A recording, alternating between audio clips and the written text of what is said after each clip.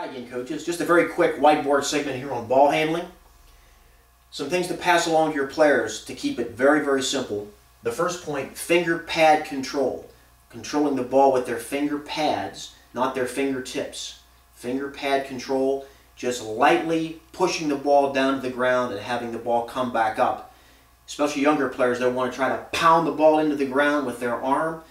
Just say, hey, finger pad control, feel that ball coming back up to you. Number two, eyes up all the time in any drill that you do related to ball handling. Left hand, right hand, crossover, whatever you're doing, just keep having your players look at you all the time. How many fingers do I have up, players? How many fingers? How many fingers now? Have them look at you all the time rather than looking down at the ball. Number three, stay low. Get your players to stay very low to the ground in an athletic position. You definitely don't want to teach them to stand up and dribble.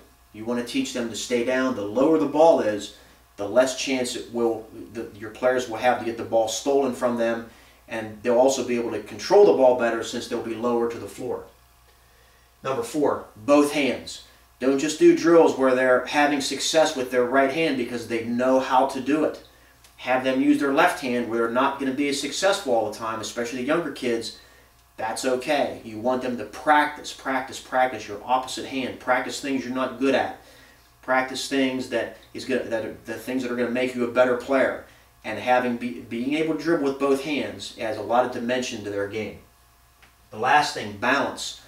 When you're doing speed dribble or doing things fast-paced, the ball will tend to get away from players where they'll be chasing after the ball. One of the phrases we used to use even in college with our players, we used to say, you dribble the ball, don't let the ball dribble you. So if you're chasing the ball's actually dribbling you. But if you're controlling the ball, now you're doing the controlling, you're doing the dribbling. So little anecdotes, little things like that you can pass along to your players. It'll make it fun, it'll keep it simple, and you have a great time. Let's check out the video. Here are some ball handling drills you can do. You can show your players in practice. The important thing here is as you do them in practice, you can also have emphasized to your players, do these at home. Do these in your garage, do these in your driveway. We're going to do some ball handling drills where we're going to use the bounce, and also some ball handling drills that just deal with some left hand, right hand dexterity and being able to move the ball quickly without using dribbling. When you first start out doing any kind of ball handling drill with players, whether you have 100 or whether you have 5, when players walk into the gym, the one thing they should always be able to do is warm up to the ball. We call this warming up to the ball, where they just get a feel for how the ball is. And this is really, really good for their touch, their feel. Anytime you use your terms when you're dealing with ball handling, is be able to tell them, if you take a ball around your head, for instance, is to be able to feel the ball in each hand. Feel the ball in each hand. Don't pound the ball necessarily to start with, but get a feel for how that ball is going to be moved from right hand to left hand. And all these drills you can do, you can reverse directions, you can do one, then another, go around your legs, come back up, around. There's no real pattern to how this circulation should be around your body. But as long as your players are trying to do it right, it doesn't really matter what they do. If your right leg is out, you can take it around your right leg. Take the ball around your right leg. As your players do this and start to get better, they will still always be inclined to watch the ball. So as a coach, if you see your players and all you see is the top of their head right here, they may be doing it correctly, but they're not getting as much out of the drill as they could be if they're keeping their head up and watching you.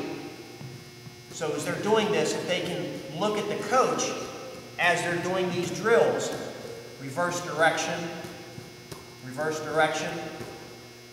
The coach can even walk around and give the players numbers, 1, 2, and have the players around the gym shout out what number the coach has or what number the coach is showing.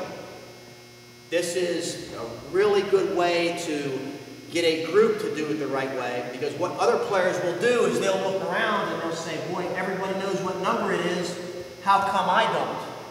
Oh, my head's not up. Okay, so I'll join in the fun here. 3, 2, 3. It really helps them as a group, gives them a lot of energy and really allows them to improve. Figure 8. Start with the ball here. You take it around one leg, but instead of continuing around one leg, you take it through the other leg. If you would draw an 8 on the ground and try to follow the pattern of the 8, you just go around and behind, front, back, front, back, front, back, front, back, and you can reverse directions as well. It's the same idea. Your players, it will take a very short time when you'll see tremendous improvement if you're consistent in doing this for maybe 2 or 3 minutes a day. When you first come out, you can have everybody spread around the court. You can say, okay, take the ball around your head, don't move.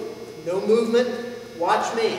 Around your back, no movement. We haven't moved a step yet. Reverse direction. Around both legs, keep your head up. Come on, let's go. Make that ball move, reverse. Right leg, reverse. In about 20 seconds right there, we probably did about 20 or 25 ball circulations around our body, and we really haven't even broken a sweat yet. But your players will be able to really make that ball sing as they're doing these kind of drills. For younger players especially, that's about all you want to show for right now. Maybe around the head, around the back, around both legs, and figure 8. Have them be very successful at all those things, so when they come in the gym, they can say, okay, we're going to do some ball handling drills, let's go. They will know exactly what to do if you do it week after week, and they'll begin to really improve. They'll like it. They'll like the feel of the ball. They'll get good at it. That's what you want.